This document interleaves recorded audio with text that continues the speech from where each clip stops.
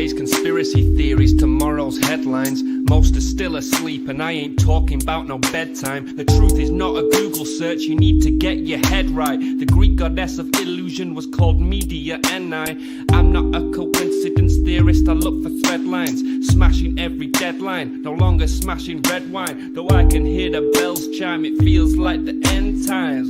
That probably should have been smashed on red wine, but the carnal mind is foolish. Obey and end up ghoulish. Don't get used by instinct, take control and learn to use it. Make a load of earnest music, earn a few quid, learn a few tricks. Sure, the truth is persecuted, this whole world is pure abusive. Know a bit about everything and everything about nothing. Figured out my noggin while you picture out shopping. You sit about watching while I dish it out, stop it. I don't mean to sound cocky, I'm not even proud of it. It's a second nature to me, just to be this out honest. I don't even need to sound honest, never been about profit. Everything but out on it, you can bet your house on it. Doubt I'll be out for the count when the sounds, and I'm down for the beat, no beat down. I mean, how long's it been? Help me out. I've been the only one who's held me down. All in the mind, hell freeze now. Still sick with it, hell see how. A few bars down and the world freaked out. I don't reach out, I seek out to speak out. I'ma recount the reasons they be out. I am not the way, no way. I have seen the way.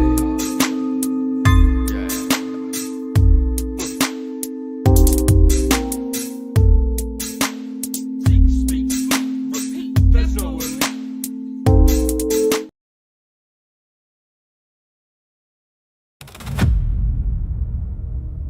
Hantavirus. The whole world is scared. Every channel, every feed, every headline. But nobody's telling you what's actually behind it. Nobody's telling you what comes next. I will. All right, let's start with the basics. Real quick. A rat, a ship, a virus, and politics. You've seen the name all over, but what does it mean? What does it do to your body? Nobody's putting that on screen. I've been digging through the real stuff, not the spin. So before we get to who's responsible, let me let you in on what happens when this thing gets inside your chest. Because that part alone, forget the rest. It starts like nothing. Fever, tired legs, some pain. 3 to 5 days looking normal, nothing seems insane. Then the crash, your lungs start filling up with fluid. You can't breathe, you can't stand, your body's going through it. Now water from outside, your own body leaking in. Your chest becomes a swimming pool, you're drowning from within. And if it hits your kidneys, they start shutting down. Your blood can't clot, you're bleeding inside without a sound. No vaccine, no cure, just machines that keep you breathing. While doctors watch and wait and hope that you're not leaving. The death rate, almost 4 out of every 10. Now tell me, why isn't that the headline again and again? They said low risk, said don't worry, said it's fine. Said the exact same thing back in 2020 down the line. 3 dead on the ship, passengers on every flight. And the man in charge went home and slept that night. Wait, and here's the part that actually got me. This didn't start in some jungle or some secret lab somewhere. It started on a cruise ship, a vacation. And then those passengers flew home to your city, to Texas, Georgia, Turkey, New Zealand. 1 ship, 5 countries, no one stopped the flights.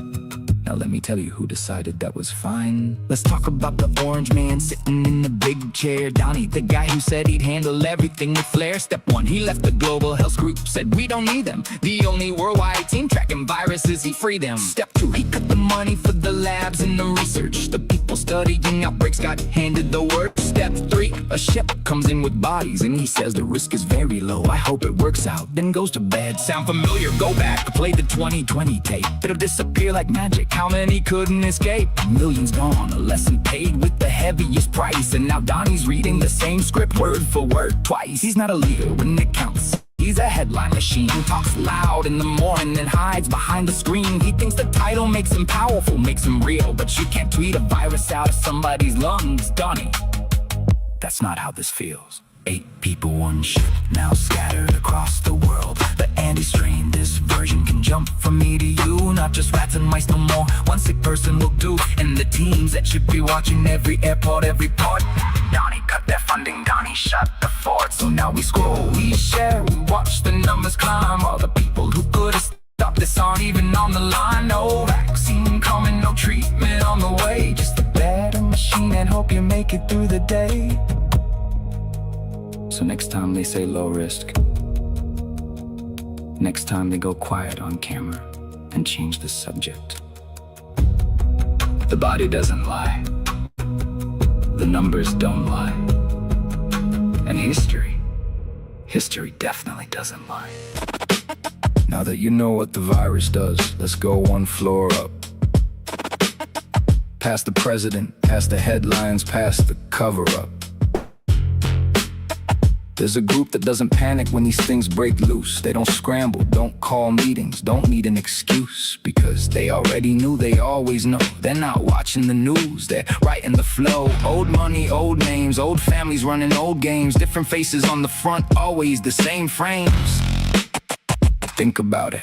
Who makes money when the whole world gets scared? Who owns the labs? Who sells the cure? Who is prepared? When fear goes up, control goes up, and control is the point. Not the virus, not the body count, they just set the joint. They don't need a war when the virus does the job.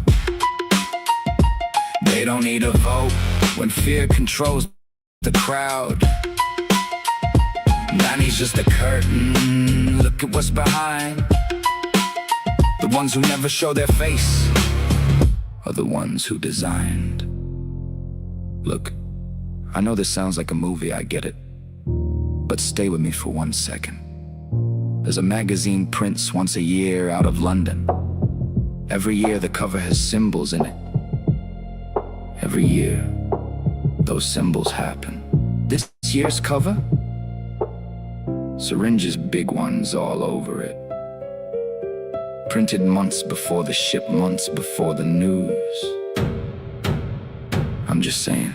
London One magazine printed once a year for the powerful crowd. Not for you, not for me, it's for the people allowed. Every cover full of symbols, little signs in plain sight that most of us are never supposed to read right. This year, syringes, big ones, pills stacked up beside. Printed months before the ship, before the 3 who died. Last year it was right, year before, right again. The year the whole world locked down. Go check the cover from back then. Now you can say coincidence, that's fair, I'll let you. But when the same pattern hits 10 times, it's hard to forget you. We're warned, it's not a secret, it's a message in the open. The trick is they're betting you won't look, that's the whole token. Not hiding it, showing it, and knowing most won't care. That's the power, the answer sitting right there in the air. So what's next? The symbols that are still on the page. Rockets and tanks, military tensions taking the stage. A birthday cake with 250, America's big year turned into a crisis while the confetti's still in the air. A brain wired to a joystick, your thoughts on someone's screen. Technology inside a vaccine, you don't know what that means. Dollar signs falling like rain, the economy going off a cliff. And after all of that, a reset, another shift. Every time a country fails, a global hand gets offered. Every time a leader cracks, a bigger power's profit. See, your government can't handle it, let us step in now. That's the script, that's always been the script, that's the how. Donnie falls apart on camera, right on schedule, right on cue. People lose their faith in countries, that's the breakthrough. Then something bigger fills the space, something without a vote. Something you can't remove from office, something they wrote. The cover for next year is already being designed. Same magazine, new symbols. And somewhere right now, in a room you'll never see, someone already knows what those symbols mean. Do you? Do you? Do you? Hey, yo, I hope you guys enjoyed that one, man. I fucking love that. These Lego raps are a badass way to express the truth. I hope you guys are having a great night. Thank you guys for being here. Honestly, we here all around the world, especially in the high vibes like me, things are popping off. Like, we could see the truth out here. People are creating good art. You can't be scared out now. You cannot be scared out now. Like, you have to be living creative, telling the truth. You have to be standing up for what's right, because if you don't, you're gonna be ran over. I'll tell you that. Like, the future is not gonna be pretty to people who are afraid of the truth, or who are afraid of standing up for what's right. And you know, you have to be, ahead of time. Like, you just gotta be fighting the fight, right? Otherwise, like, you're gonna be taking damage from like everything around you without moving a muscle. Hey, man, this is where it's at. It is May 11th, 2026, and thank you guys for being true to me. being true to yourself, being true to your family and friends. First and foremost, I want you guys to go ahead and like, subscribe, share, tell everybody around that this is going down. I need to stop this video. It's about to play again. I'm not going to play that again. So, right now we're going to go ahead and go through some Twitter. There is some cool stuff going on. Robots, they're here and they're conscious. They're alive. Look at this video right here. A robotic startup in It's Shenzhen from the named Shenzhen startup. Marroni has developed an advanced robot brain and This installed it in is the Unitree G1 living. humanoid. With this upgrade, the robot was able to perform everyday tasks on its own without any teleoperation. In the demonstrations, it carried out actions like watering plants, opening curtains, cleaning the mattress, and moving packages from place to place. All of these tasks were done independently, showing how quickly autonomous robot abilities are improving. A robotic startup in Shenzhen. So this is 100% AI controlled by its own intelligence. Remember, Elon Musk wants his Optimus robots to start around $20,000 starting price. And so other companies around the world are building robots to help their agenda of having robot helpers everywhere. So they want, it's like iRobot, the movie iRobot, where there's the robot helping Granny. Well, that's real life now. And these robots are damn near close to coming to the market. So you better be prepared to have Charlie the robot, fight your battles for you. That's gonna be pretty cool. Just don't let your kid take it to school when they're bully or they're being bullied. You might see some robot fights. Next, German engineers packed hydrogen into hollow tractor wheels, and it pretty much revolutionized how the tractors were spinning, operating, how much how it improved everything about it. How about this? We'll show you right here. German engineers packed hydrogen into hollow tractor wheels. Now the machines run all day without heavy batteries. Fascinating. The concept, reported by Fuel Cell Works, turns the empty cavity into a heavy-duty tractor wheel into high-pressure storage vessels, moving fuel into space that otherwise does nothing, frees up the tractor while packing in more hydrogen than current design allows. The developers at Horman Vehicle Engineering states the target plainly: a hydrogen-powered tractor that works a full day without refueling, matching the endurance of diesel, will win. So this tractor will beat any diesel tractor. It has the same power, same torque, and its fuel operation is 4 times better. But the problem is volume, not weight. Hydrogen carries far less energy per liter than diesel, even when squeezed to 700 bar. A tractor that plows for 10 hours simply cannot hold enough fuel in the usual spots. The Fendt Helios prototype shows the limit as detailed by the project overview. The tractor carries 5 roof-mounted tanks, each holding 4.2 kilograms of hydrogen. The 21 kilogram total feeds a 100 kilowatt fuel cell, a 25 kilowatt hour buffer battery, and a 100 kilowatt electric motor. That yields 5 to 8 hours of field work per fill. Enough for many shifts, but short for what a diesel tank delivers. So a diesel truck can last longer on one tank currently, but once they this is a brand new technology, I guess, right? So if it were to use the same amount of volume, I guess, or that diesel uses. So diesel is using, I don't know how much, like, let's just say 10,000 liters. If they can get that amount of hydrogen into the tank, then it'll last longer. So I guess they'll figure that out. Cool new technologies. It seems like there's a new technology in everything we do. And I think now is the time for our world to experience new technologies. When we look at the energy space right now, we see gas is crazy on the rise. People don't want to pay $6 a gallon, $7 a gallon.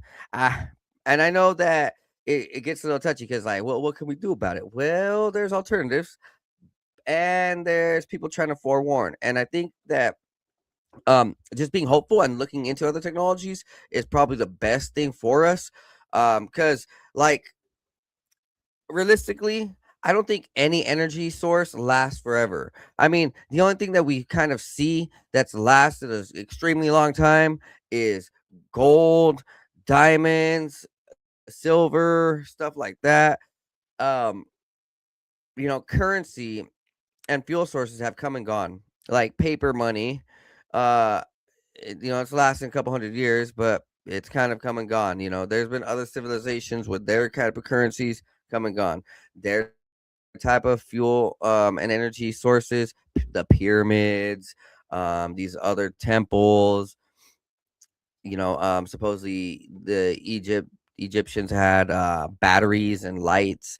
Well, those just came and gone, and I think that and I'll just be realistic. I think gasoline and diesel, it's awesome, cool, great, but I don't think in the long run over the next few hundred years, I just don't think it's gonna last. So it's just it's a good thing to look into other technologies, other possibilities like this. So this is a moonshot. I'm gonna slow this down because this is pretty crazy. So I'm gonna play this at 25 speed. This is a hidden artificial structure on the moon, but then when you look closer, there's something else happening. So you see right here on the left side, there's some giant ship, extremely giant ship moving. So these satellites and moon telescopes are getting a lot clearer. And actually, I'll be real, I with my Samsung S25 and Samsung S26 too, and even this S24, the camera is so good at 200 megapixels, 250 megapixels. I can zoom in and see the craters and see things on the moon that normal cameras can't. And these guys have major telescopes. This is what's happening on the moon, and this is kind of why the government doesn't want to disclose, because, like, how the fuck can they explain this? What, these rich, powerful, supposedly elite, they're like, hey, yeah, we went to the moon, but bigger aliens and civilizations and structures. And then we the people are like, wait, so you guys aren't the biggest, baddest, best, coolest, supposedly the most dominant, America, Space Force, NASA. You guys are like, you guys aren't the number one top dogs. They don't want to admit that, guys. Look at this. All right, let me. Oh, I'm sorry, I exited out of it. This our government is fucking filled with a bunch of pussies. The American government, they're hiding. They don't want people to understand that there's other civilizations out there because they're pussies. They don't want free energy coming out because they're pussies. They don't want the Epstein files coming out because they're pussies. They don't want these UFO disclosure files truly coming out. We're getting some. We got some of the Epstein files. We're getting drips, dog. And it's cool though. Yeah, I'll be real. The disclosure that is coming out, it's good. The Epstein files that did come out, that's good. There's some stuff that's being released and shown to the world, but ever since the 80s, there's been scientists and researchers and people coming out about these bases right here. So there's been talks about all sorts of bases on the moon and places on other planets that the mainstream, the government, has been trying to deny and trying to cover up.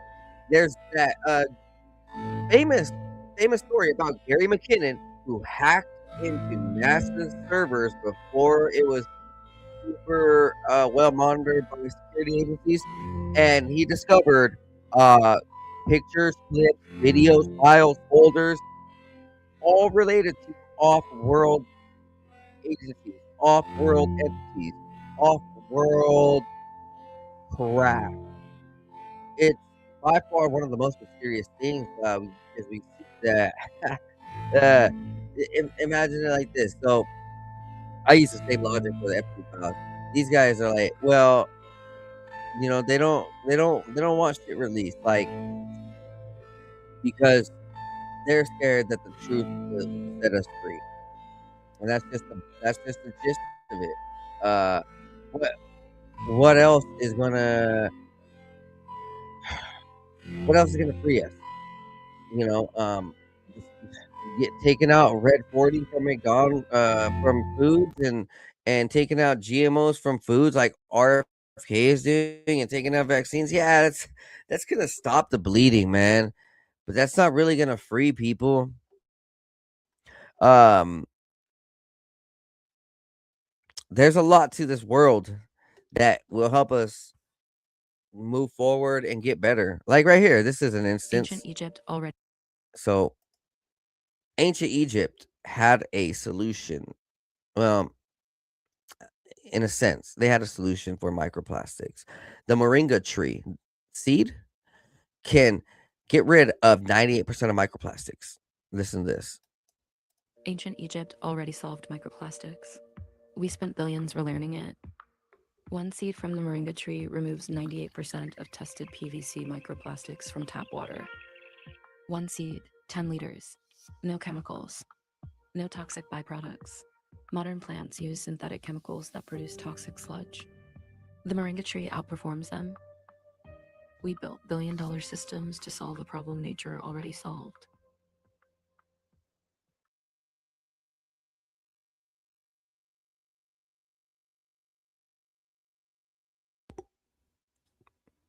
I think there's a lot of answers for all of our pollution. We just have to look on the ancient past. Here's another LiDAR scan. Look at this. Look at this LiDAR scan. I'm gonna slow this down because this one's fascinating. So let's go right here. Playback speed. Drop this down.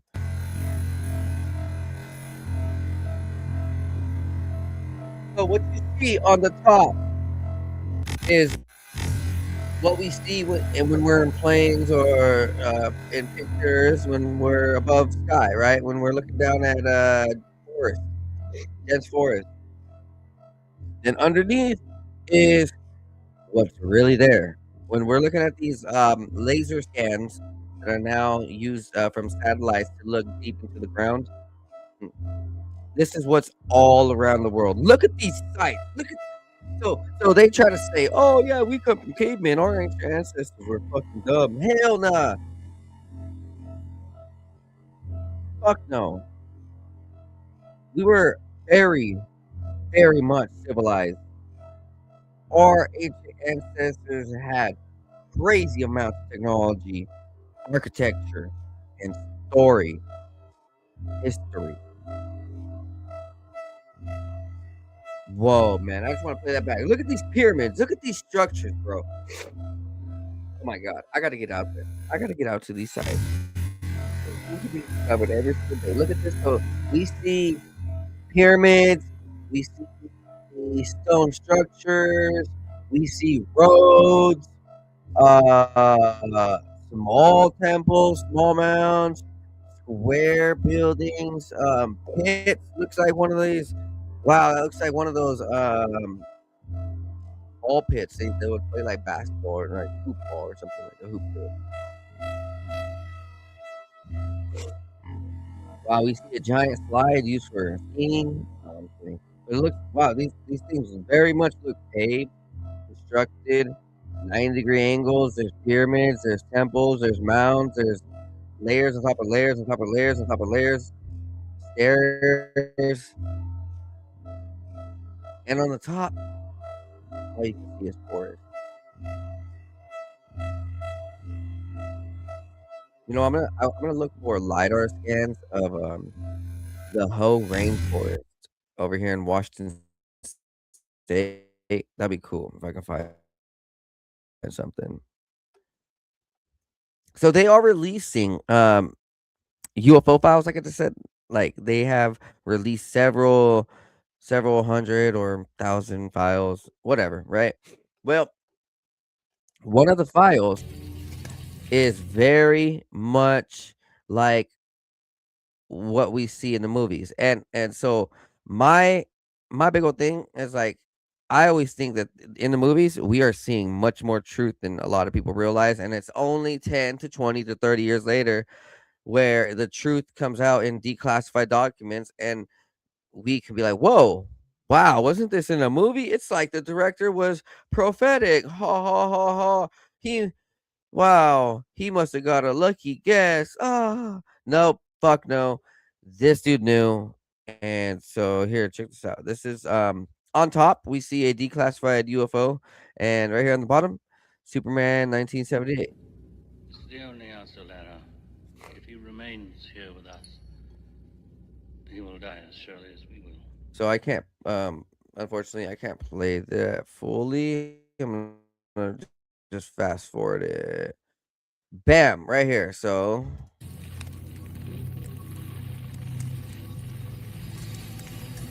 whoa, they bring Superman up in this UFO-like looking craft type of thingy. Oh, here it is. Whoa, whoa!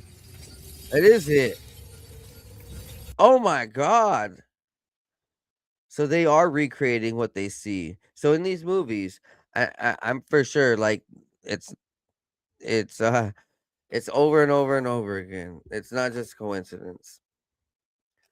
That is pretty crazy. So for all my viewers out there, um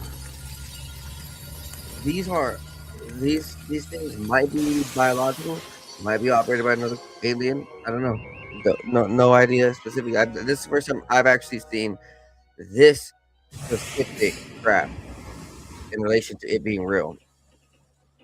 Um, pretty fascinating. Pretty fascinating. And there's more documents coming out. So, documents that include a spinning mechanism at Baalbek, Lebanon, and a temple under the Sphinx in Egypt. These documents are from the 1950s. So, on top it says Geo Marajan on Silverstream, then Dupree on Same, then Spanish shoreline just before dawn, then Gibraltar, then lighter at Gibraltar, then more on Gibraltar, then spinning mechanism at Baalbek, Lebanon, then the tourism at the pyramids, then the Sphinx, then temple underneath Sphinx, ruin near Sphinx, and temple at Chiapas. And this is from a government black and white negative roll, so a film pictures. And on the right side over here is a drawing, an artist illustration. So you see on top there's a entrance, it goes down to a bigger chamber, and down there it goes into seemingly like a hallway or a library or a temple.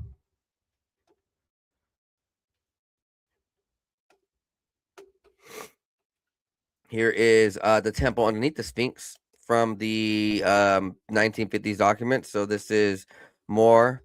I've actually seen very similar documents from other people and other drawings and illustrations, and so this matches up with what locals even tell. So, like, the government has took this long to come out with it, but locals from those areas have been saying this type of stuff and like drawing it out for a long time, much longer. But hey, you know how the mainstream is.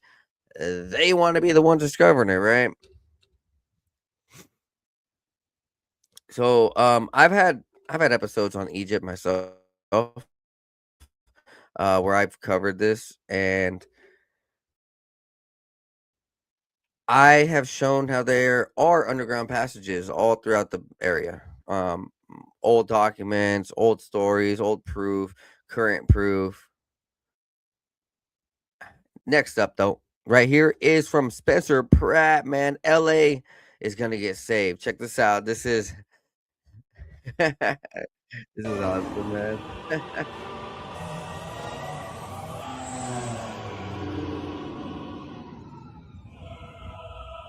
You didn't finish burning the city to the ground in your first term.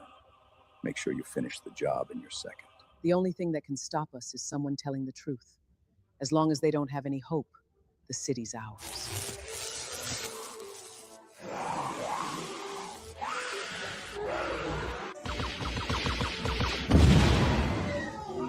Nobody's ever done this before. No one's ever spoken truth to power in LA.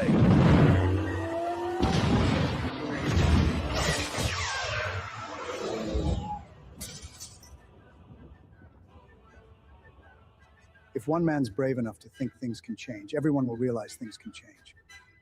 You need to stop him.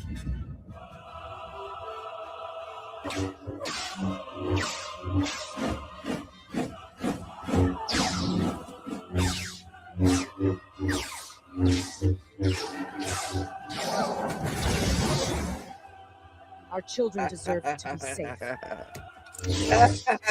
You had 20 years to fix Stay with the things. lightsaber. Enough is enough.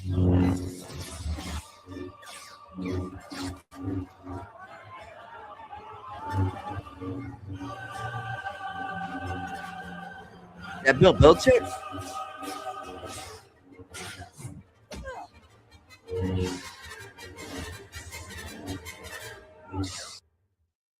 I fucking love it. Spencer Pratt is kicking ass, man. Oh man. I think Spencer Pratt will win. If Spencer Pratt doesn't win the elections over there in LA running for mayor, 100% it's rigged and everybody is going to start a riot and cause a riot because nobody wants to deal with that shit anymore from Karen Bass, where she single-handedly sold out the city. So I've been following this for a while, and I'm just kind of repeating on the news that Spencer Pratt has been sharing out himself and other people that all the measures were in place for fire contamination. There was enough water, but a couple weeks before, Karen Bass ordered everybody to dump all their water, or the people that she put in charge did it, right? And then they screwed up every single thing. The insurance all pulled out their fire insurance for the houses. It's just a mess, man. Spencer Pratt better win. He better win. If he doesn't win, ooh, that sucks, bro. That fucking sucks.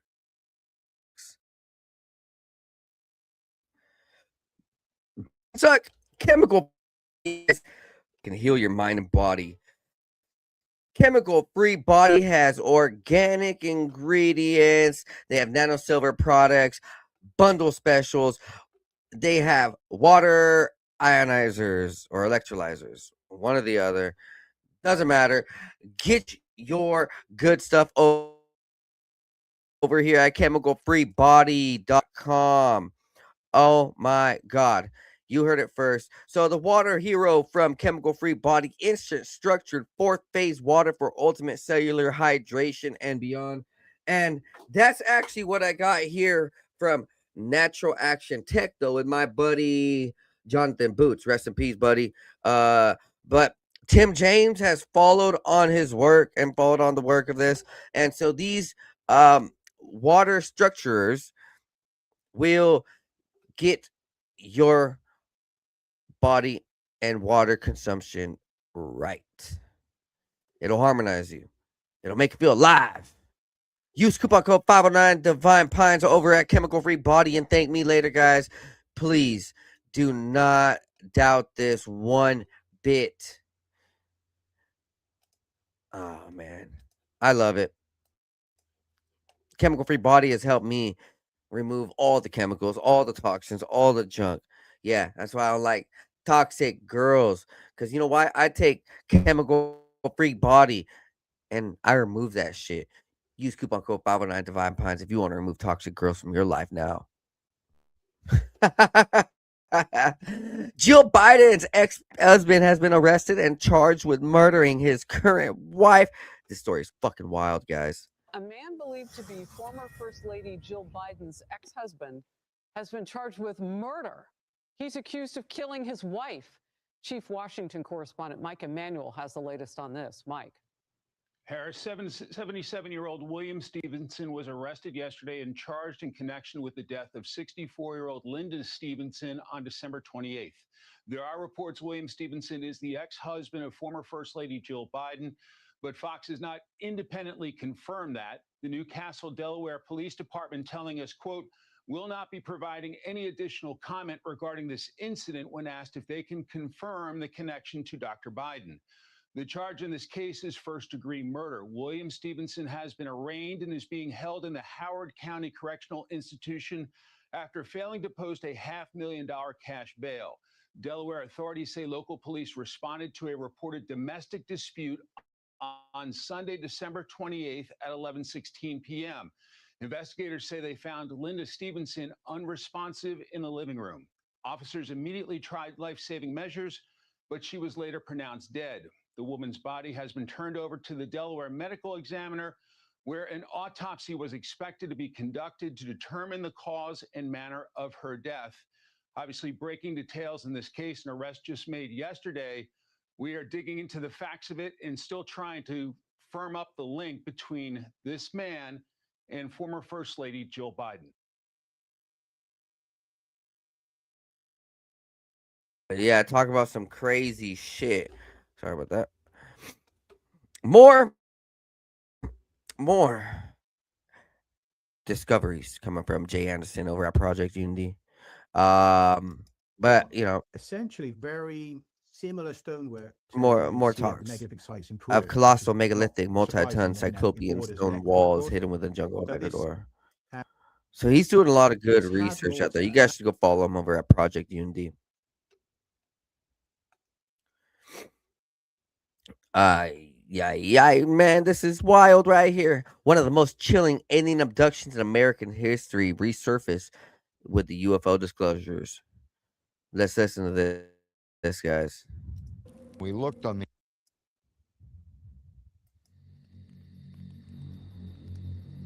the Allagash Lake. We're up there for the experience, for the pure pleasure of canoeing and being out in the wilderness. What happens when you get back to camp?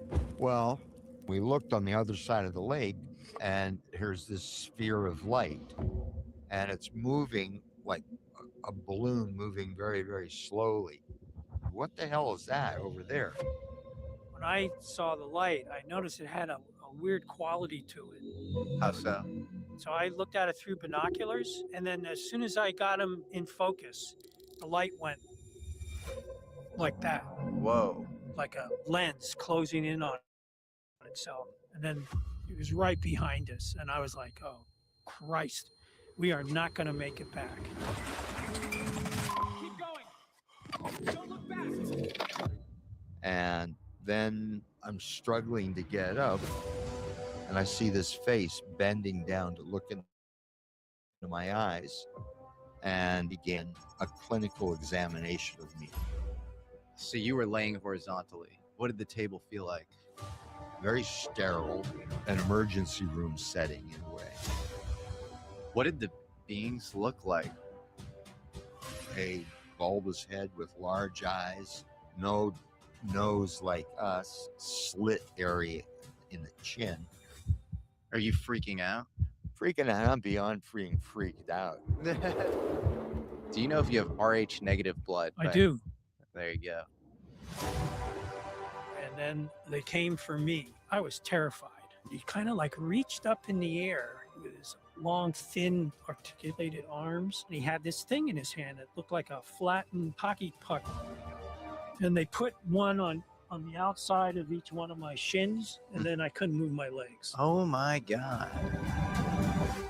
On his legs, for several years, hair didn't grow there. It was like a bald patch on its legs. Whoa, really? And yeah, both shins. And his identical twin brother Jack had tumors growing in the exact spots. Didn't even get a damn t-shirt. I mean, no souvenirs.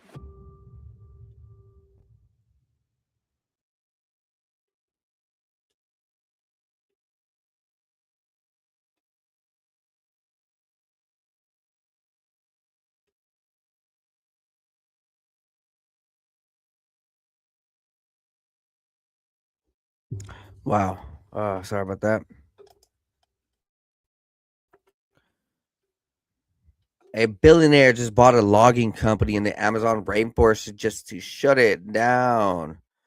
Swedish British billionaire Johan Eleskiak taking a bold approach on fighting climate change. So he bought 400,000 acres of Amazon rainforest by purchasing a logging company and then shut down the logging company to preserve the forest. Talk about a win, because there's a lot of billionaires out there who are not winning, just like this Disney crew staff. So back in the 1990s, guys, do you remember this? Ghislaine Maxwell and Disney. Oh, 1985. Talk about something else. Here is the Disney flight adventure, or here's the Disney adventure. It says it is going to Little St. James Island. Whoa, you think that's safe for children? So they're sending Disney children or kids that are on the Disney yacht on the cruise out to Epstein's Island. And then now, just over the last year, Disney breaks silence after staff dragged off cruise ship as part of a massive child porn sting. So I forgot how many dozens of employees. And you don't think that Disney knew? Of course they knew. They were employing them. They were part of it. So fuck them. Fuck Disney. I'm glad I do not have Disney. I'll be real. I don't pay for it. I don't give two shits. And quite frankly, I'm not the type to hold on to the past and be like, well, it was good memories. And I'm too adult to be like, well, it's bad. And so everything was part of it is trash. Well, kind of, there's some cool. But like for the most part, Disney's been built on a fucking pedophile island like Epstein. So quite frankly, guys, no, I don't support like Disney, and neither should you. But you know, I digress. I don't want to seem like I'm a hater. But you guys should check this out. The X-Files hantavirus connection gets weirder. Let's see if we can play this right here. We had agreed to cooperate Here we with go. alien colonists. By a majority vote taken by the group that your father and I work for. A group that came together at the State Department on a project dating back to 1947 to Roswell. The vote changed that, though. It changed everything. We no longer cleave to any government agency. We would now operate privately on our own project. That was your father's objection. We would ally ourselves with the alien colonists. Toward your own selfish end. We forestalled an alien invasion. No. You only managed to postpone it. We saved billions of lives. You put those lives on hold so that you alone could survive. No, Agent Mulder, so you could. It's exactly what your father failed to realize. He railed at us and our plans, even as the process had begun. While the group had agreed to the most painful sacrifices. Sacrifices that no one else would ever be asked to make. You gave them your children. You gave them your wife. You sent them away like they were things. We sent them away, Agent Mulder, because it was the right thing to do. You sent them away to be tested on. We sent them so they would come back to us. Don't you see? You can't think these choices were made lightly. They were the most painful decisions of our lives. Watching our families' faces.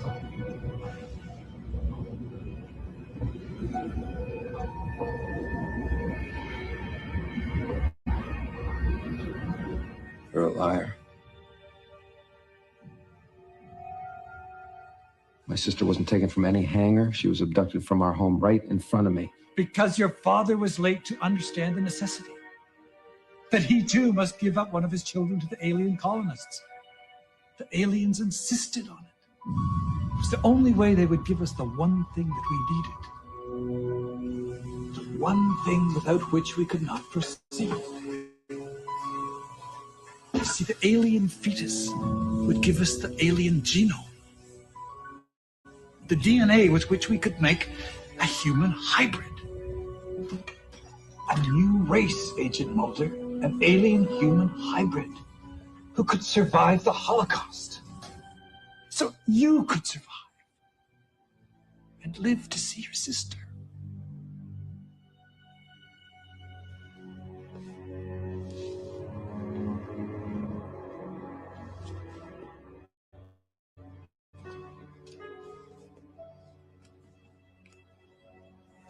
Now you've succeeded.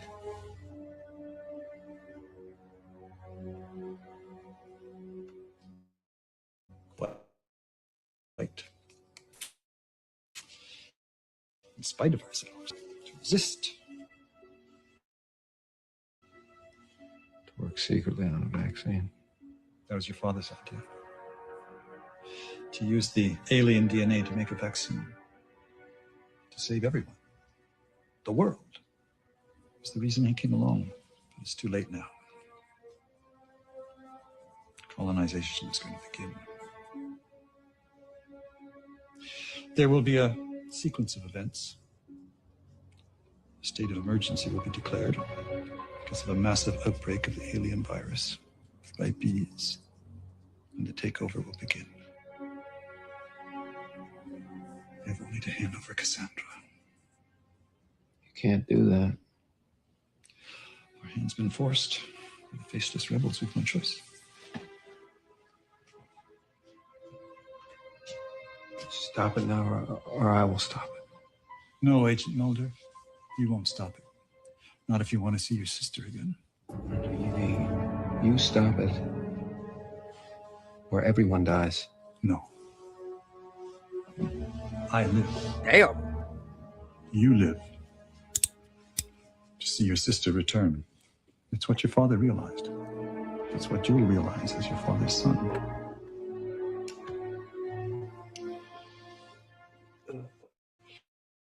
Or die in vain with the rest of the world. Man, that was wild. So there's a lot of speculation that what we're seeing with these virus programs agreed to cooperate with the alien is very well a alien hybridization program. It could very well be. That's what a lot of people think, where like, where the hell is this shit coming from? Why is the medical industry seemingly like so alien? They want to put like pharmaceuticals, and they want to put people with poisons, and want to promote sex changes, and switching the races, and all. It's just weird, right? It seems very dark, the dark demonic industry. And I tell you, there really might be some alien stuff. I mean, what are the odds that this X-Files talks about it? And then also, like, right now we get this hantavirus and the UFO disclosure seemingly by the government at the same time. It's seeming it's seeing to add up that the government is trying to like fucking bullshit their way through them operating and working with like some demonic aliens like Roswell crashed down with, this Aleister Crowley's been summoning. So like they've been fucking probably making deals, right? Let's just say they are. And they're putting it out in the X-Files. Just like that Superman movie having a fucking... Seriously, that Superman movie, that UFO is exactly like what the UFO disclosure UFO had. So, you tell me. It could be like this. This is all one big plan. This is all one big plan. Right here, this is Alaric the Barbarian, and he's talking about the Darien Gap. So the Darien Gap is down in Panama, where there's like trillions of mosquitoes.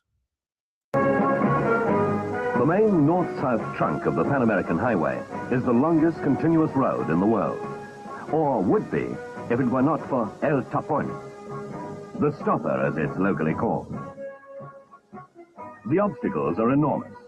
The rainforest is dense, hilly, and broken by ravines. The swamp at the southern end is almost liquid, and the climate is abominable.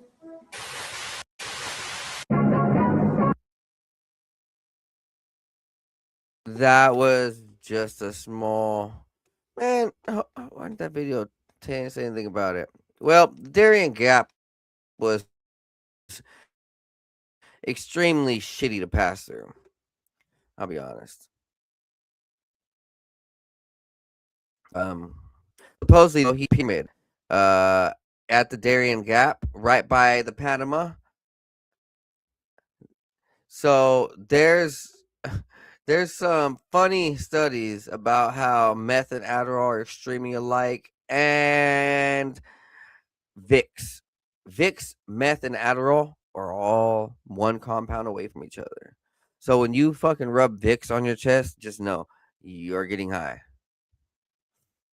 But we'll have to get into that. That's that's a messed up study. Maybe for another more nice day. Over here in Rio de Janeiro, Brazil, in Serra do Marandana, a supposed appearance of dimensional beings discovered and recorded by these local people. Como se alguém esteja queimando.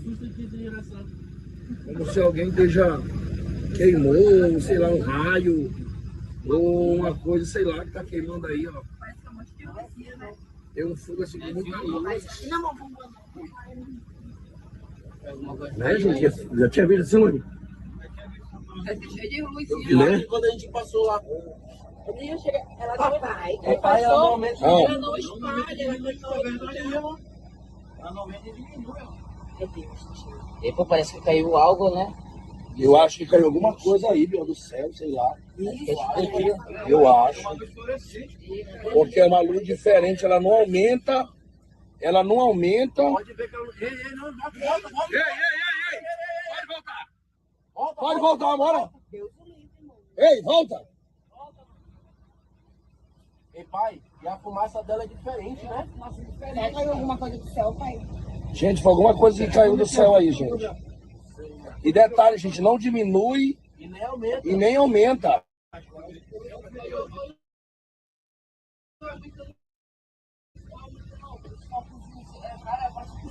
Parece pisca-pisca.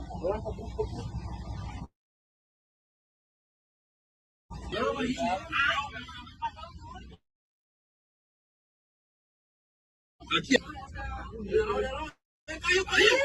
Caiu. Olha, tem outro bem ali, ó. Olha, tem outro bem ali, ó.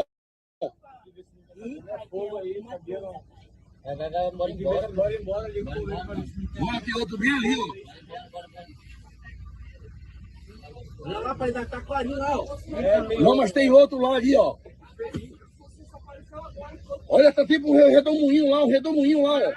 Ele tá entrando outro pra ali pra trás lá, tá olha a luzinha lá, pai. Olha, tá indo outro pra ali, ó. Bora embora, pô. Olha, apareceu outro bem ali, ó. Outro pra ali, tá começando bem ali, ó. Olha lá, ó. Olha o outro ali, ó.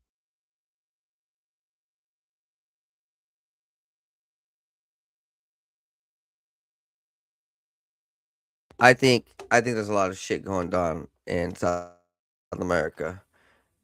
I think there's a lot of stuff going down in South America.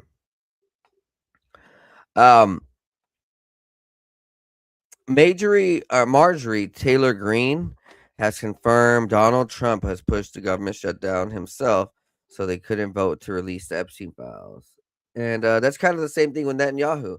Netanyahu and Trump are the same. They're willing to start war so they don't get kicked out of office by their people. Yeah, man. It is bad.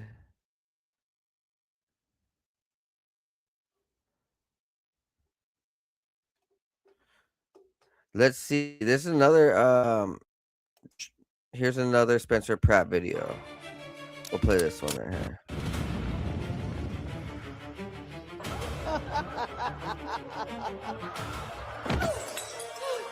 Please, I'm begging you. There's homeless drug addicts in front of the schools. My children aren't safe. Look, if you were a transgender migrant, I could get you a free pussy. Let's move the drug addicts closer. Bass already solved crime. I endorse her. Next! Damn.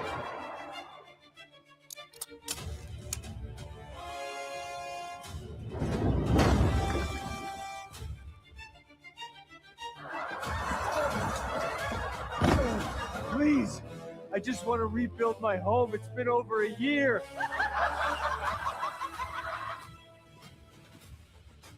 Mom, look.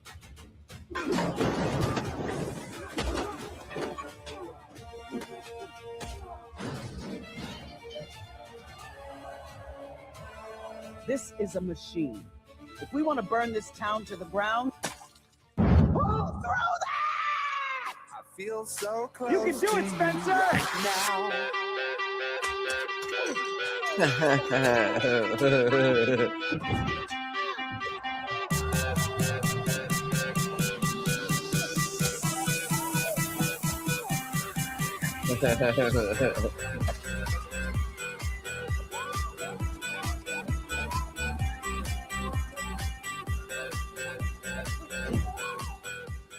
Yeah, that's cool, man. That Spencer Pratt is doing God's work. Well, he's trying. He's doing good work. How about that? Well, let's just say he's doing good work because he's really trying to like get into the mayor's office. Like this dude has like nothing to lose. His house burned down. They took everything away from him years ago when he said "fuck you" to Hollywood. So they sued his ass. Lily took everything. Then now he has like almost nothing. So this dude was a Hollywood star, and everything he's ever had has been burned down and taken away because he's pretty much always said "fuck you" to the government. And now, hopefully, he can. My children aren't safe. Hopefully, he can turn around because everybody's tired of Look, if you were a Gavin transgender Newsom migrant, I and could get you a Karen free pussy. Bass and the rest of them scums. Also, what's happening is some scummy shit. Pastors, government fed pastors, probably CIA fucking fed pastors, Zionist, Israel fed pastors, and just let's just say elite and Illuminati fed pastors. The pastors who are probably over there touching kids or taking their kids to pedophile countries or weird shit or putting their kids through sex trafficking, like or even worse, right? There's a lot of stuff that's happening with the churches that really shouldn't be happening. And they want to cover it up because they're part of the government and they're part of the same goddamn people Epstein and Trump is about. And yeah, that is part of the churches, some of the churches. And this isn't an attack on religion or Christ. No, sir. Because we know that there are bad fucking actors in everything, in every company, every situation, sports, or everywhere. There are bad people trying to make all of it look bad. And they're usually like it's like the government, like here, and let's just say California. California has ran their fucking their state into shit so bad it's almost making Californians look bad, but they're doing it on purpose. The same thing with these churches. These guys are like infiltrators. They're deceivers, infiltrating the churches on purpose and making them look bad. Now, what's coming is that supposedly the government is sending out the little agents to churches who are willing to go ahead and spit the propaganda on what aliens and UFOs and disclosures are about. I'm gonna tell you right now. Do not listen to that shit. Whatever they're talking about, whatever they're saying, that's gonna be some bullshit like fucking Zahi Hawass or Zahi Hawass like only my people can say the truth and only my people know, or it's gonna be like Avi Loeb. Give me money and I will be the one to figure it out, not you. I will figure it out with the help of $100,000 billion in donations from you. So both sides of them fuckers, the Muslim and Israel, and just to say like the deception sides, the darker sides, the sides of these liars, these feds, fucking rat bastards. Look, man, I'm telling you right now, do not listen to what any pastor who, if you know, if your church leaders and pastors start talking about UFO disclosures, I want you to sit there and ask them how they feel about genocide and Palestinians, and also ask them how they feel about Epstein and why Trump is there. Ask them also the truth about those questions, and if they give you some fucking bullshit answer, they're gonna lie about this too. Ask them about GMOs. Ask about the real shit. Ask them, and you will see. Right? Test their spirits, because tell you what, you you can test some of these church leader spirits, and they'll show you real quickly where their money's tied. I fucking had my own experiences over my whole life. Like if you test the church leadership, they will fucking hate you unless they're real. They will love you, and ask them about the real questions. Everybody who's watching right now, who's gone to church or has family that goes to church, ask them about the real questions and tell them to ask their church leadership. They'll fucking deny it. Well, I don't know about the Palestinians. The Palestinians kind of deserve it, whatever. Fuck. Oh hell, nope. I'm out of that church. And if they're like, well, the Epstein files, that's kind of all just right wing propaganda. Donald Trump wasn't, or left wing propaganda. Donald Trump wasn't there. Blah, blah, blah, blah. Don't believe the conspiracy theory. I'm out of that church. Sorry, dog. Donald Trump was one of them. Anyways, I digress. Here is Perry Stone about these pastors. A weekend meeting preaching Friday, Saturday, and Sunday morning. And he said, Perry, can you give me a call? I have some information that has come to my attention. Of course, when a friend of yours does that you know quite well, you have no idea what information they're talking about. And I'm not going to go into great detail, but there were a large number of pastors that had been invited to go to a certain state to hear some men in the United States government and others share with them a concern that they had. And this particular man, and I'll not name him, and then we may end up doing some teachings with him or having an event at his church. He has a great church. But he said, Perry, what they're about to release, from what we're hearing, there's going to be a release concerning aliens and concerning unidentified flying object spacecraft, that some of the people who were in the meeting were telling us as pastors, you need to prepare your people and you need to get ready to answer them for what you're about to hear being released. And some of it has to do with crafts that have been discovered that are not allegedly a part of our planet and are not a part of the planet. Very strange reptilian looking creatures and other things that almost sound like something out of a sci-fi movie or an Orson Welles book.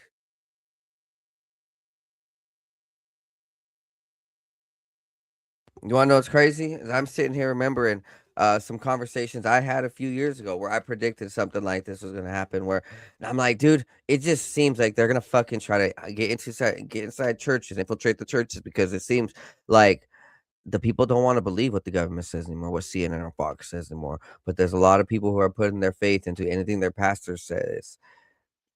Donate money to Israel? Fuck no. And fuck any government psyop, man.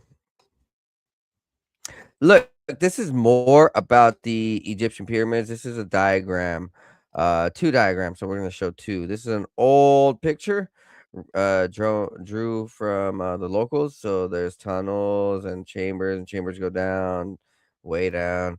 And here is new spectrography, laser scanner imagery, illustrations. So like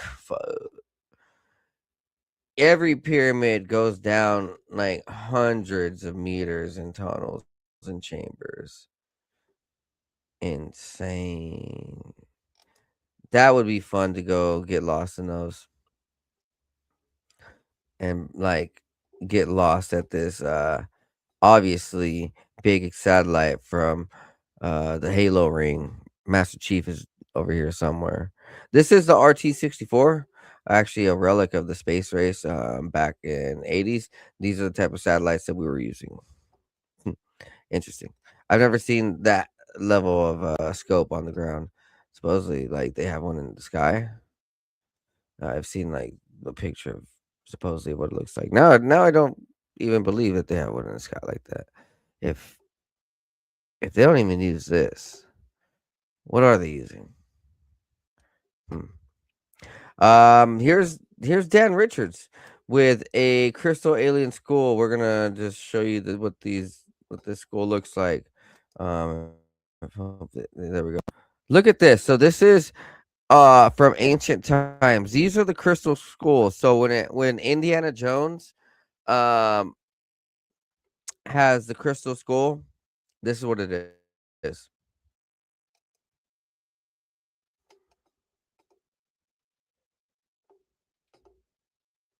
Next up, check this out. The Happy Valley and the Hong Kong Jockey Club. It's kind of a mecca for horse racing. People there bet more in terms of their income than almost anywhere else on the planet. In 2001, a very large jackpot had built up, roughly $20 million US. 1 million people placed a wager on the Triple Trio for that race. That's equivalent to about 1 in 7 of the population of Hong Kong at the time. Last leg of the Triple Trio, and away they go.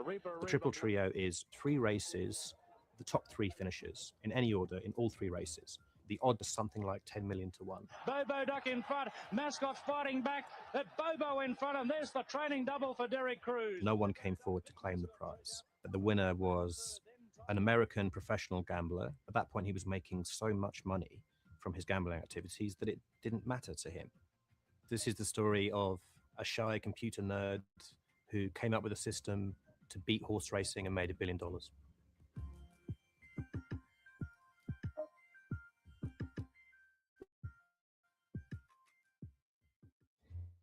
My name's Kit Shalel. I'm a reporter for Bloomberg and a writer for Business Week.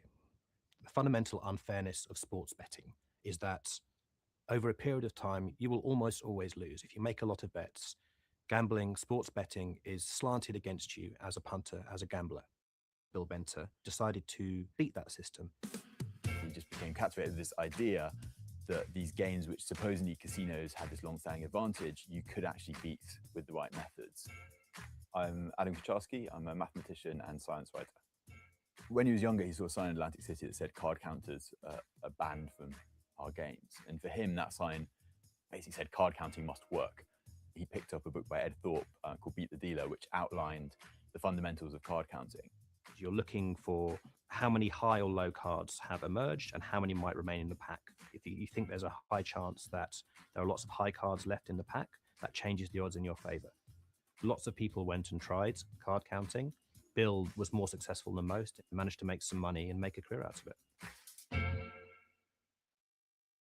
He teamed up with Alan Woods, an Australian professional gambler. But as is always the problem with professional gamblers, casinos don't like people who win, and they were systematically excluded from all the major casinos around Vegas. So they needed to find a new game.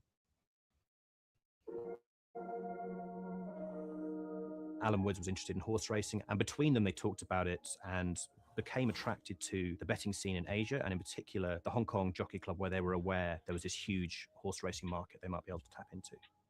One of the reasons that Hong Kong has a big advantage if you're trying to use mathematical and statistical methods is it's almost like a laboratory for studying horse racing. In Hong Kong, you've got 2 race courses that dominate. You've got a huge amount of betting activity. You've got a pool of about 1,000 horses. You've got hundreds of races a year. So if you're designing something that's going to generate reasonably consistent data to study these patterns, Hong Kong is the place that you want to go. So they sent Alan Woods to Hong Kong, and he came back with all the results of racing in Hong Kong going back 5-10 years, I think. And they manually fed that into a very basic early computer to try and create a statistical model. They fed the numbers into their computer. It took them a long time. It took them about 9 months. So what they would do is use these measures of horses' quality and come up with a prediction for each horse's in a given race, their chances of winning. And then they would compare that to what the odds on the board implied those horses' chance of winning. And what you want is a horse where the odds imply it has a very low chance, but your model says it has a pretty decent chance. In the course of researching the story, I spoke to gambling experts. They said it was impossible, couldn't be done. If you bet long enough on horses, you will lose money. There are lots of factors that go into a horse winning or not. The favorite doesn't always win. In his first year of betting, I think he lost $150,000. It had all sorts of glitches because their data wasn't perfect. The fact that the Jockey Club takes a 15-17% cut makes it harder to be sustainably profitable. It means you have to be not just better than the market, but you need to be about 20% better than the market to start making a profit. In a pari-mutuel system, in this case, the Hong Kong Jockey Club, the odds are determined by the action. So the number of people betting on each particular horse and the sums they bet determine the odds. And what they did alongside developing predictions was find ways of really carefully trickling their money into the market. If there's a certain amount in the pot and you go and put a huge amount on a particular horse, you're actually going to affect how much money you can make back because you're going to swing the market so much towards a particular horse. Eventually, he came to incorporate the public odds into his model, and that was a huge breakthrough for him. He'd worked out that the individual decisions of 1 million punters in Hong Kong were actually a fairly accurate predictor of a horse's chance of success. Bill Benter has been betting for a few years in Hong Kong, and he's starting to make serious money, enough that he can hire employees to place bets over the phone for him. He buys a load of computers, he hires a nice office. It was really operating like a business, and much like you'd see the sort of actions in a modern hedge fund, in that they were accumulating really good data. They were analyzing that data, and then they were developing predictions that they could act on. And really, the nature of this business for these syndicates, it wasn't that they were placing your odd bet and then celebrating. It was just almost a systematic trading role where they were expecting to make money over time. One day he gets contacted by the Hong Kong Jockey Club, and as a professional gambler who's worked in Vegas, I think he assumed it was going to be bad news. They might try and kick him off the betting pool. And instead they said, "You're one of our best customers. What can we do to make your life better?" Because they take a percentage of the total betting pool. The more computer bettors there are, and the more money they're betting, the more profit they make. Bill wanted a computer, and they gave him one. They gave him something called the Customer Input Terminal, and it allowed him to stop having to have employees pick up the phone, spend 10, 20 seconds each time placing a bet. He could do it in a fraction of a second. So it allowed him to make more bets. The more bets you make, the more likely it is that your edge pays off. So when he was suddenly able to make thousands upon thousands of bets at the click of a button, it dramatically increased his profitability. There grew this kind of sub-industry of specialists. I don't think the Hong Kong betting public had broad awareness that there were computer experts using statistical modeling to bet in the same pools that they were. They simply weren't well known. They never appeared in the press. No one knew the name Bill Benter. The amount of money that was coming out of the pool and going to computer teams just grew and grew and grew and grew. The computer betting teams got too good. They were making too much money. They were making so much money. The Jockey Club saw what was happening, and they realized that if word got out that these specialist computer teams, foreign owned and run, were siphoning money out of the betting pool to the detriment of the average bettor, it might discourage people from going to the racetrack and making bets. They abruptly cut off Bill Benter. But then this record jackpot came along. I think they made 50,000 bets. They spent well over $1 million Hong Kong dollars. They went into it deciding that even if they won, they weren't going to claim the money. They almost did it to test how good their model was by this point. So they come up to the home bends, and Zero Faith trying to make all. Mascot Treasure goes to him now. Does Bill Benter fit into the stereotype of a professional gambler? No, hardly at all. Treasure got to the front and kicked a length clear. He had more than 30 winning combinations, but he had one single winning ticket that correctly predicted all 9 placed finishes.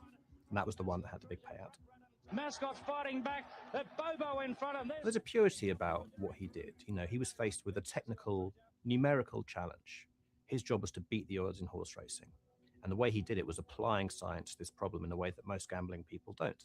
He's still working away at that problem. You know, the algorithm is constantly evolving and changing and improving. Bill was really one of the first people to apply computing power and technology to a system of odds making. But that practice is now spread all over the world, not just by bettors, but by bookmakers too. So in a sense, he transformed the industry.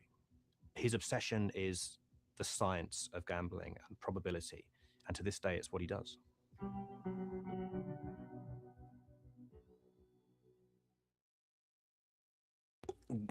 This guy got 9 of 9 placements right in a bet.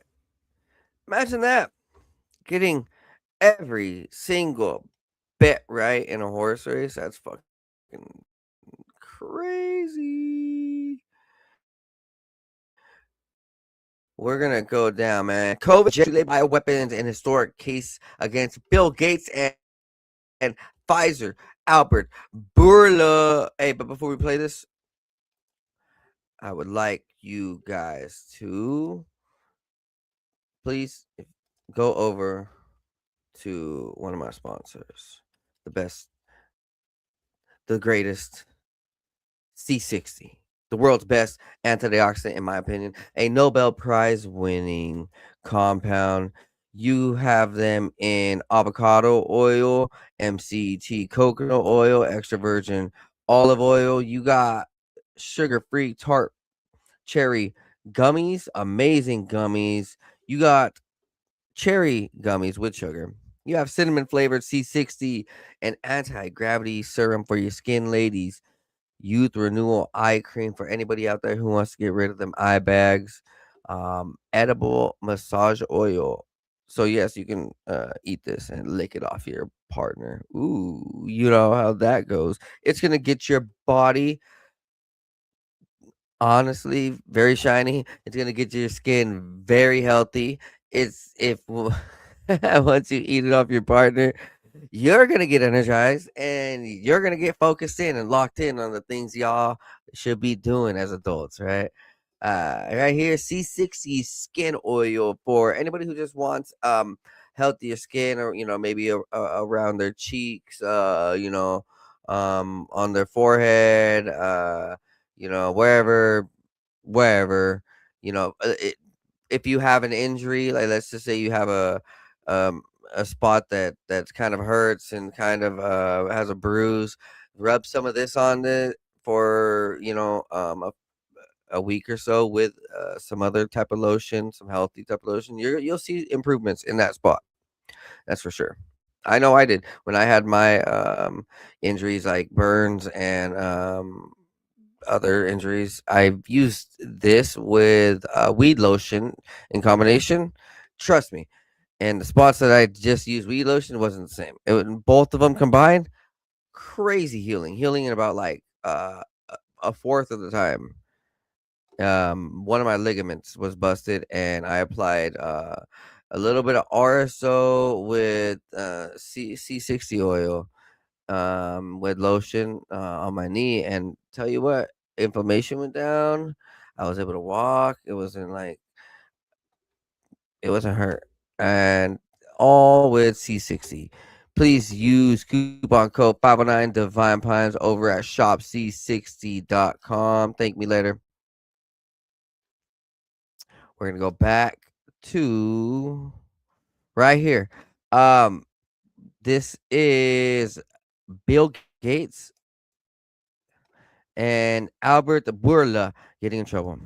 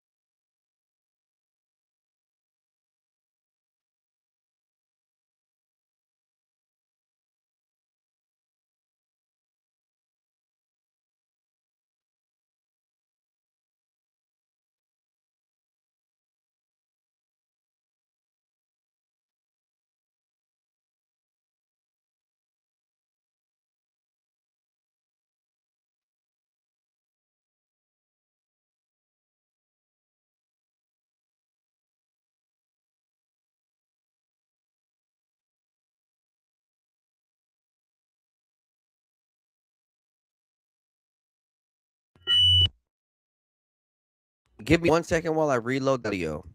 Sorry. Let's go ahead.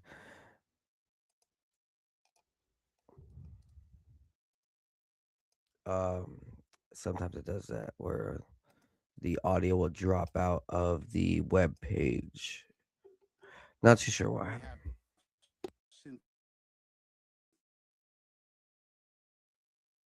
Synthetic 014 recombinant virus developed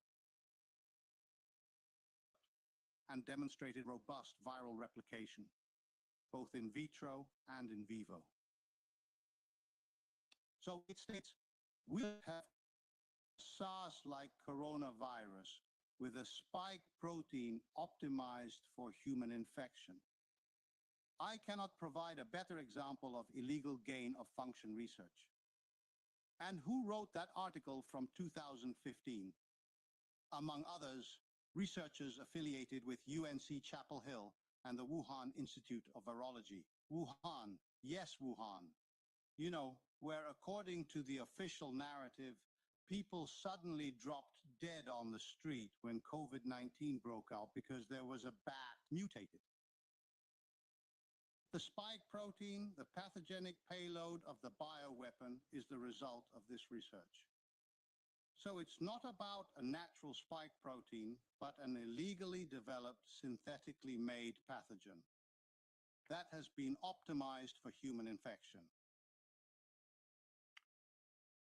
The spike protein mRNA, with the instructions to human cells to produce this very pathogenic spike protein, is one of the two crucial building blocks of the COVID-19 bioweapon. Now, the delivery system, the NLPs, you know, the nanolipid particles that encapsulate the mRNA payload and deliver it into the interior of the cells. The propaganda term for this is fat globules, as if we're talking about something as harmless as a stick of butter. What did Boyle declare about it? Boyle declared that it is actually about a nanotechnology-enhanced delivery platform. This technology is, as Boyle declared, paid for, developed, financed, and conceived by the Pentagon and its research institute, DARPA. This technology platform, nanotechnology platform, was not an afterthought. Dr. Boyle points out that the virus itself was aerosolized and engineered with nanotechnology from the very beginning. This indicates a long-term program aimed at the application of advanced delivery systems, and this technology has been used in the COVID-19 injections.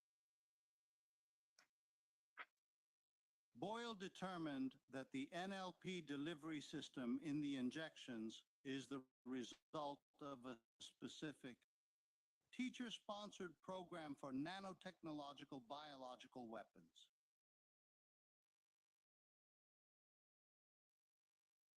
In the positions of this,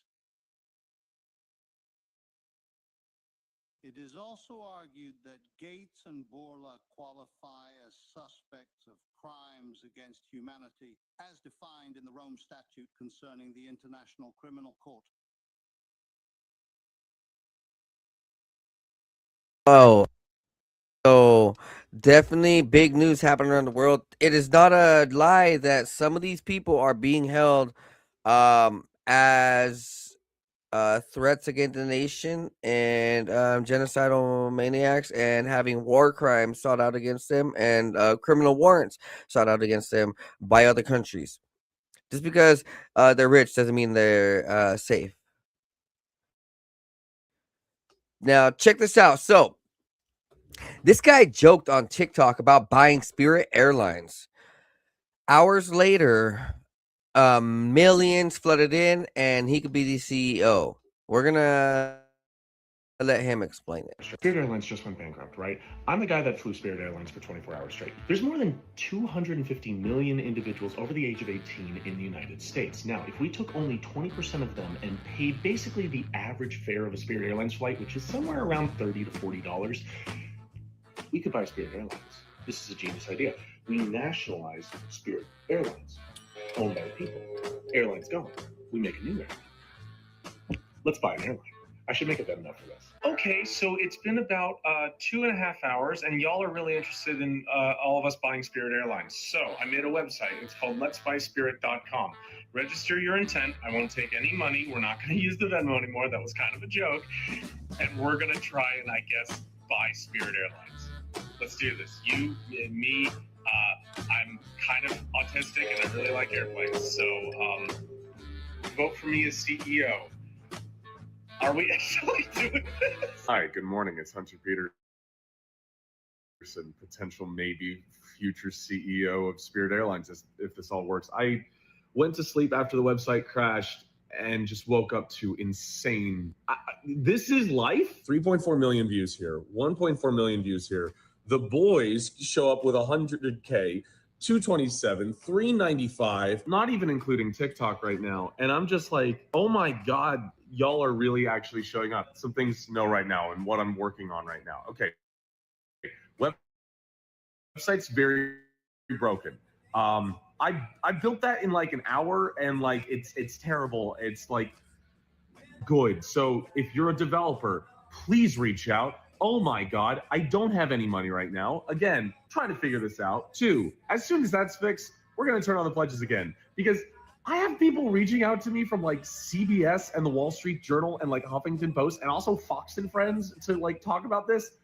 So if you're in PR, help. And then further, lawyers. Hi, do you have aviation experience? Talk to me. Last thing about this. Look, I really want to run this on behalf of the people. I don't want to own this, but I do want to hire people who have aviation experience. Like if this actually goes through, if we're able to put together, say like money from, I don't know, venture capital on one side and their non-voting members, and then actually have the American populace, you know, come in with their pledges and show that those can be real pledges.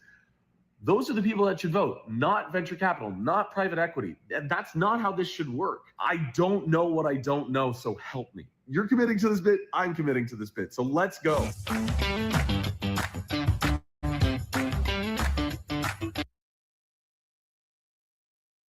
I do hope that Spirit Airlines can be saved because they were the only airlines that has ended their career, their company without a fatal accident ever.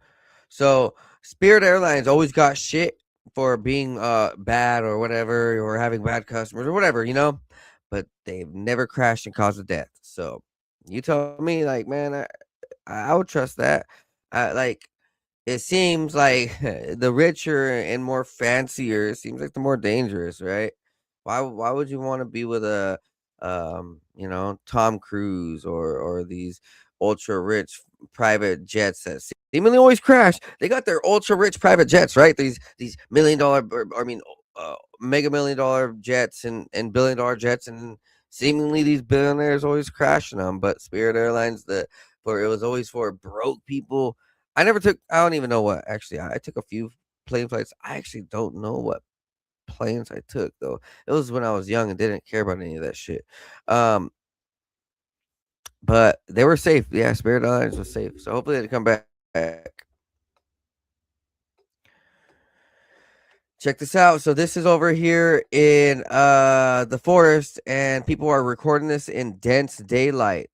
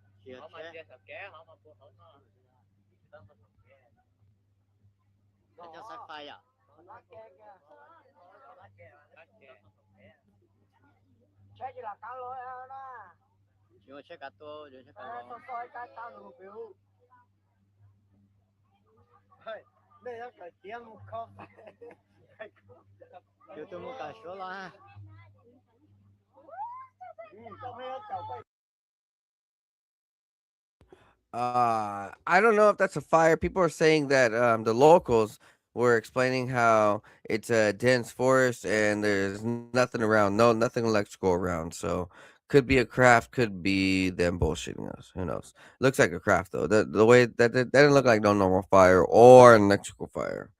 Um, it was very strange. But there's energy all around.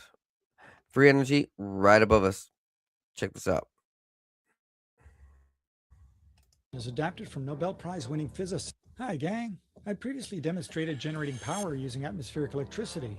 A hexacopter was used to lift one end of a wire high up into the air. Meanwhile, the other end of the wire was connected to a corona motor near the ground. Electricity then flowed through the wire and corona motor, making it turn. In this video, I'm going to explain how it works.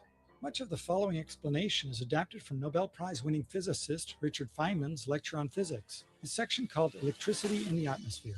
For every meter you go up in the air, the voltage increases by around 100 volts, or we could say around 100 volts per yard.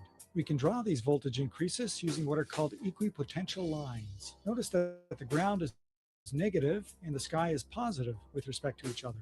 According to Feynman, this extends upward to 50 kilometers, or 31 miles, where the air is very conductive. This is the case in fair weather. In stormy weather, like a thunderstorm, things are quite different, and I won't talk about that here. But if this voltage exists between your head and the ground, why don't you get a shock? The reason is that your body is a good enough electrical conductor that standing on the ground, you're basically a part of the ground. The equipotential lines would look like this. There's still effectively 0 volts between the top of your head and ground. Similar effects happen with trees, buildings, and so on. What about the electric current? A downward electrical current exists and consists of positive ions, molecules or clumps of matter that have a positive charge. These ions are moving slowly toward the ground. The current density from these ions is very small, around 10 microamps, or 10 picoamps, crossing each square meter or yard every second. So in any small area, there's not a lot of power. And that's the explanation about atmospheric electricity adapted from Feynman's lectures. To take advantage of this atmospheric electricity, we electrically connect one end of a wire to the ground and lift the other end up into the air. In our case, we got good results at around 120 meters, or 390 feet up. At 100 volts per meter, or 100 volts per yard, that's 12,000 volts between that height and the ground. But just as with you standing on the ground, the wire is an electrical conductor, and so is also at ground potential.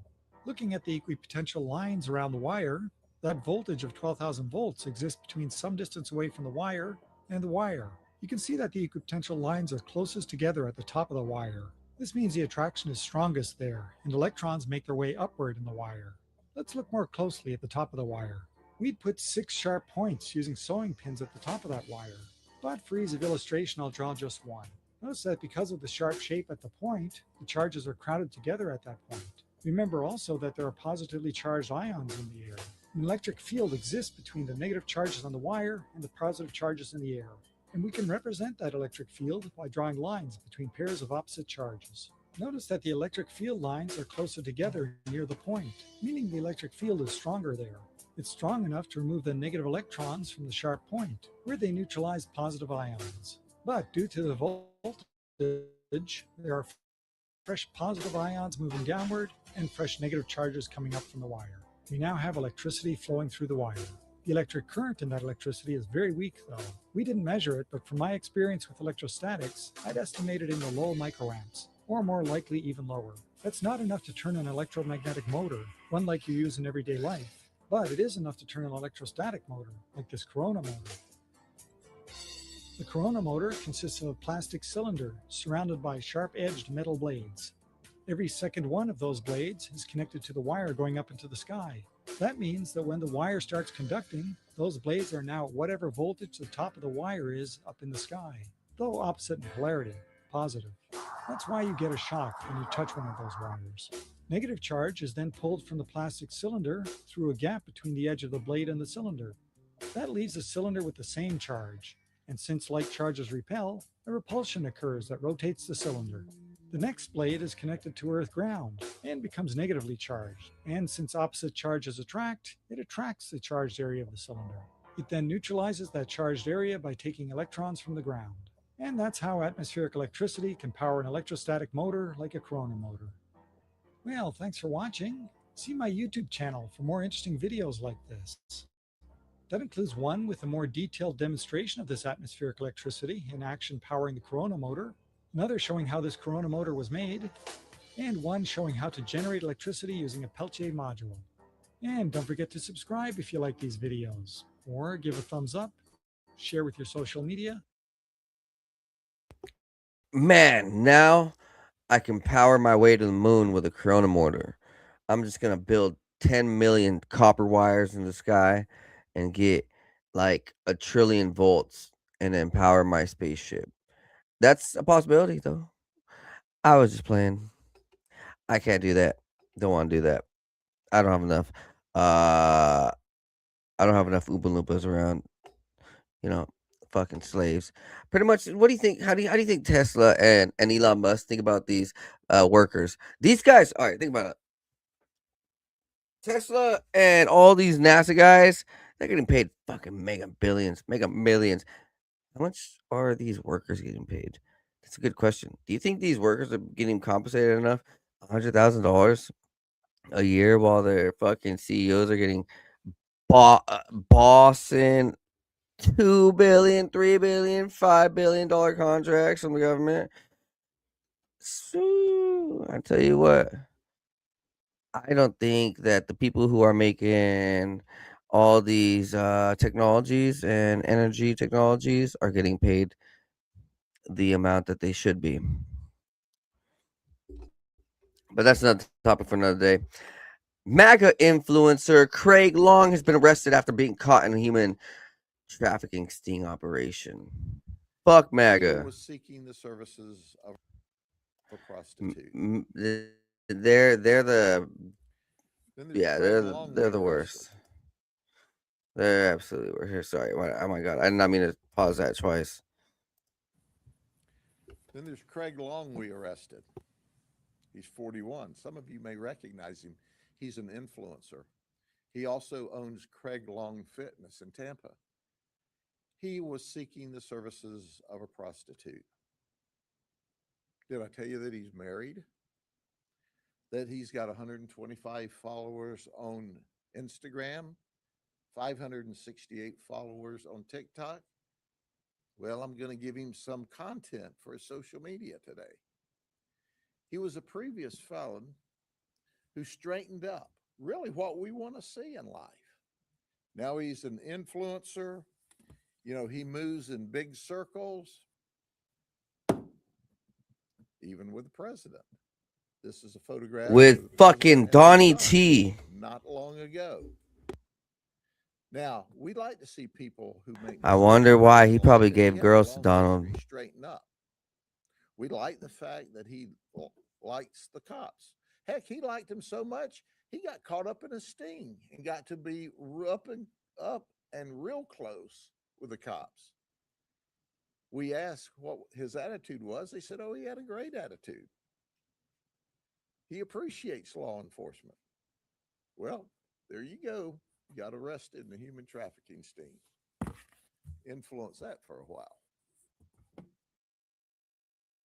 That shit's crazy. Yeah, man.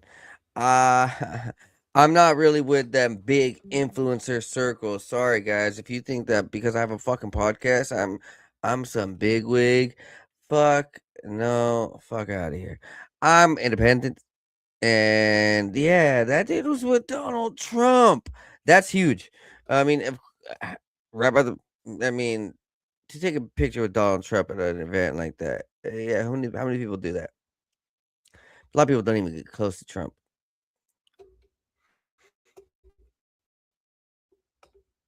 This is a wild story right here. Brock Pierce, the man who co-founded Tether, the world's largest stablecoin, was arrested by Interpol last week in a Spanish villa with guns, machetes, and CP. So, it seems like all these extremely large tech billionaires, all of them weirdos. Sam Altman, Bill Gates, Brock Pierce, all of them. Don't matter. If these billionaires, the millionaires and billionaires. Oh my god. Yeah, he was a billionaire. His coin was valued at 140 billion, so he was definitely more than a billionaire for sure. Insane. Insane.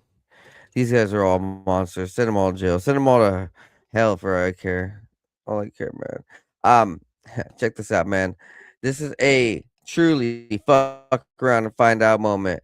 This is from the Korean MMA fighter Hayuk Min Jin when he beat the shit out of Felipe Piera, who constantly harassed Hayuk. Now, check this out. I kill you.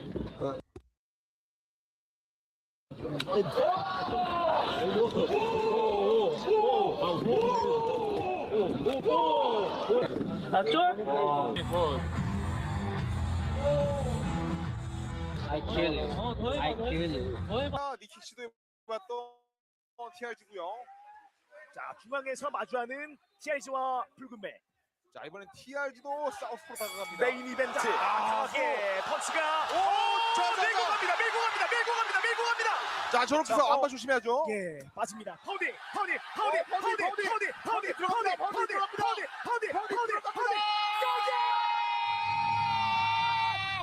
끝납니다. TRG를 흡수. 대한민국의 초신성.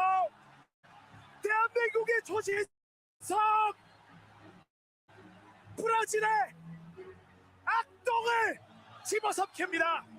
이렇게 붉은배가 날개를 달고 기승합니다. Oh, let's watch this back. Hold on, no, not that. I want to watch this fight parts. I'm gonna slow it down because he fucking kicked his ass real quick. That was bell rang, fucking ass to floor because this dude's fucking fist to face. Trip out. Let's see if we could go back. Just 0.75. Just man. Boom. So instantly within 15 seconds, seems like, right? If they start at 4 minutes or maybe 4 minutes, 5 minutes, probably 4 minutes, right? So within 15 seconds, already coming out strong. Hitting them with a right, then a left, and a right, then another left. Hit him in the temple. Oh, he has him stunned. Then hit him with a right again. Then hit him with a left again. Hit him with a right again. Another left. 자, 저렇게 해서 안마 조심해야죠. Took it down, and then after about 15 seconds. Oh, wait. That wasn't the second round, was it? 저렇게 해서 안마 No, it's still 조심해야죠. the first round. Holy shit. Damn, alright, so let's see how many punches he threw within. He knocked him out within 40 seconds of the fight. And this fucking Piera dude was just talking shit. He pulled out a fake gun, said he's gonna kill him, and the Asian fighter was humble the whole time until he knocked him out. So yeah, we're gonna count this back, bro. Oh my god! Oh my god! One, dude, that was the cleanest left jab. Watch this. Watch Hayuk. Boom! Piera missed, and Pierre's head's already knocked back. Oh, look, Pierre's stumbling already. Oh shit! Oh shit! What'd I get fucking hit? So there's 2 hits. So one's on the right. There's 3 hits. There's a couple hit. 4, 5, 6, 7, 8, 9, 10, 11, 12. Then about 2 seconds later, 3 seconds later, after they stand up or whatever, they back out. They rep. 자, 저렇게 해서 안마 조심해야죠. 예, 빠집니다. 파운딩.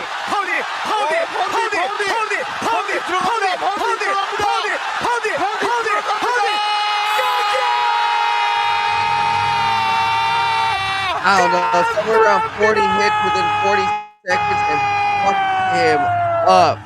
And then he comes in. I love it, man. I mean, I don't promote like violence, but I do promote like someone getting the karma they deserve and getting their ass whipped, and they're over here trying to like be a bully and trying to like terrorize people and ruin people's lives and fucking pull out fake guns on them and pull, simulate that they're gonna shoot them and kill them. Whoa, dude, like this dude couldn't even stand, bruh. That's a big fuck around and find out. Hey, man, hope you guys had a good night tonight. I'm gonna go ahead and keep this format right here. 25-75, so 25% me on the left side and 75% right of the whole screen of whatever I'm promoting. You get it.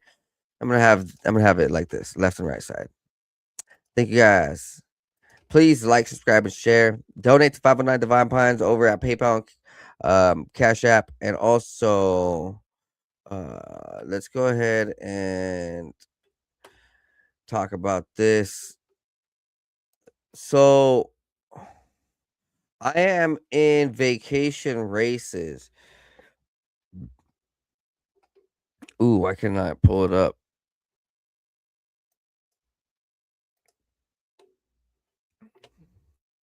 It's coming up right here.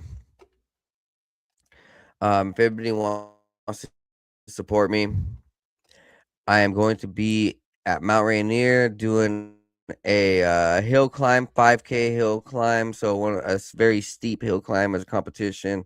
You guys can go ahead and register too. I have no affiliation with the actual company, but it's gonna be fun.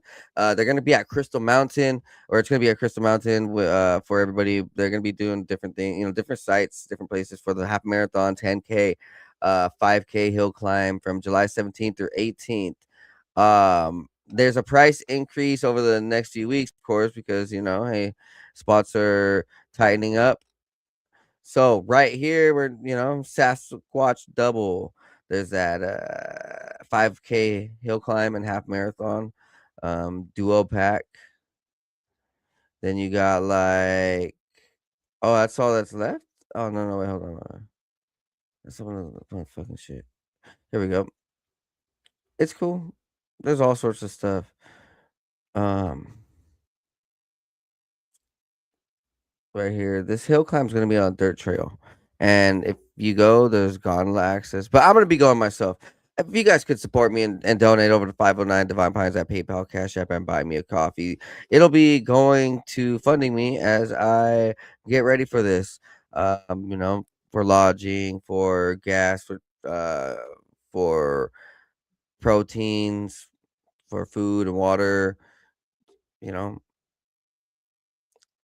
There's a lot of cool stuff. There's gonna be swag and merchandise to probably pick up that would help with that. If you would like to help, go over to PayPal, Cash App, or buy me a coffee. And if you want to actually like register, look, they only have 75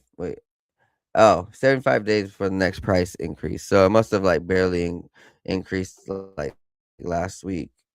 I paid a couple weeks ago, so it's gonna be fun. It's definitely gonna be fun. I'm trying to look for a map, but there's no map. It would be course records. Let's see this. Oh, so wait, what the fuck? There's a non-binary, whatever. Don't care. Masters male, masters female. There's an overall non-binary, overall female, overall male.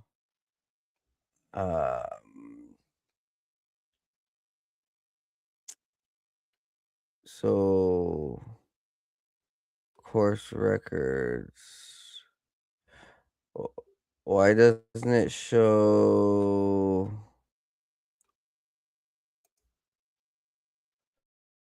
I don't know what those records were for. But at this point, I'm just going to the site and you guys are just staying here. Have a good night. Be blessed. Be high. See you guys next time on the 509 Divine Pines podcast. I love you guys. Peace.